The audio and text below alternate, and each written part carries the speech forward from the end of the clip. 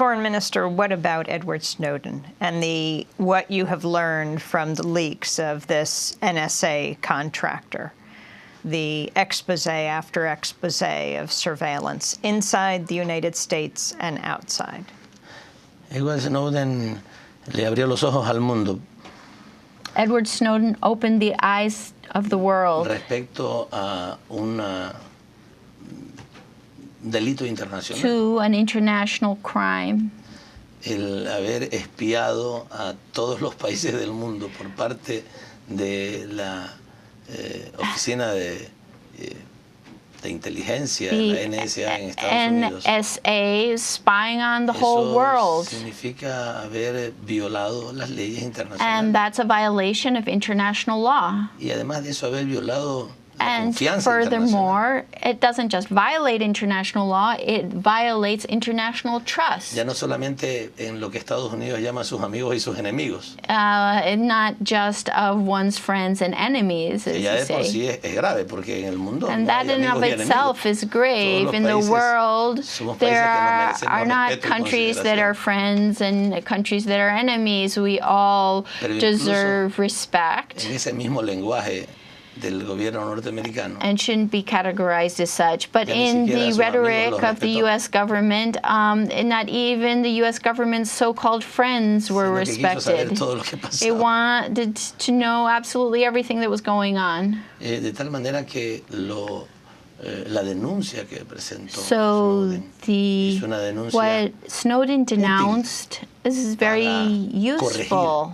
Las cosas que estaban and allows us to correct what's been going on, and the UN should take that up. Unfortunately, sometimes the power relations are such that these issues are not addressed. For example, it's not on the agenda of the UN General Assembly. And that's unfortunate. President Rousseff of Brazil has canceled her state visit to Washington because of the information that has come out based on the leaks that she was being spied on, that the Ecuadorean energy company, Petrobras, was being spied on. Do you think you hear at the mission, at the embassy in Washington, that Ecuador is being spied on? No se lo puedo decir. Well, I couldn't tell you. Pero cuando yo fui a visitar hace unas pocas semanas. But when I was visiting Julian Assange a few weeks ago, Julian Assange in London. Julian Assange in your embassy. In London, in the Ecuadorian embassy, they found a few days before my visit a hidden microphone in the office of our ambassador. Todavía no podemos confirmar quién lo puso. And we still haven't been able to ascertain who planted it, but we can imagine who it might have put it there. The information that Snowden provided indicates that everybody is spied on. And so one should probably assume that we've been spied on as well.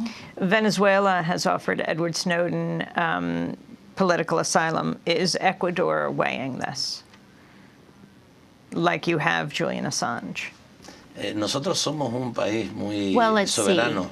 We are a very sovereign country with very firm positions. Y Julian Assange está siendo and Julian Assange is protected by asylum that Ecuador has provided him with. Cuando el caso de Edward Snowden salió a la luz, when the case of Edward Snowden arose, Ecuador was the first country that offered to analyze his asylum request, while many countries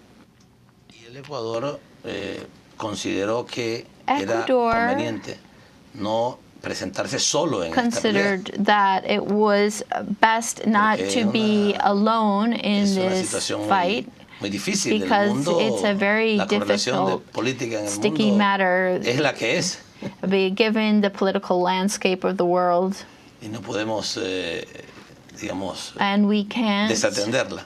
Ignore that fact.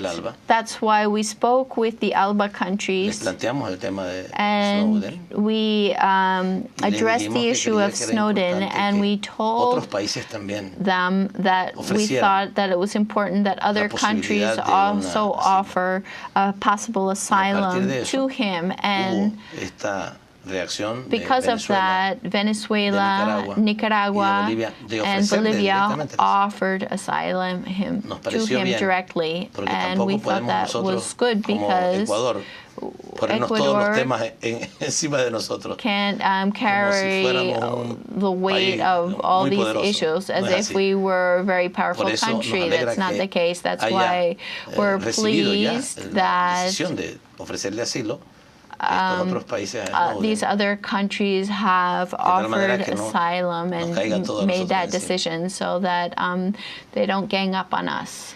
And Julian Assange's fate, he remains in the Ecuadorian mission in London, in the embassy in London. It's been more than a year. Sí. Y lamentablemente el Reino Unido yes, todavía and no unfortunately, the United Kingdom still has not provided him with safe conduct.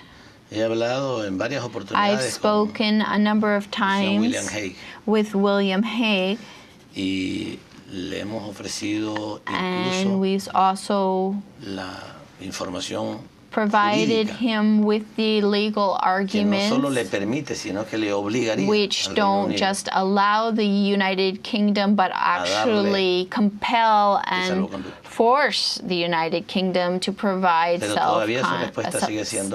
safe conduct, but they continue to refuse to provide it. So the decision is in the hands of the UK.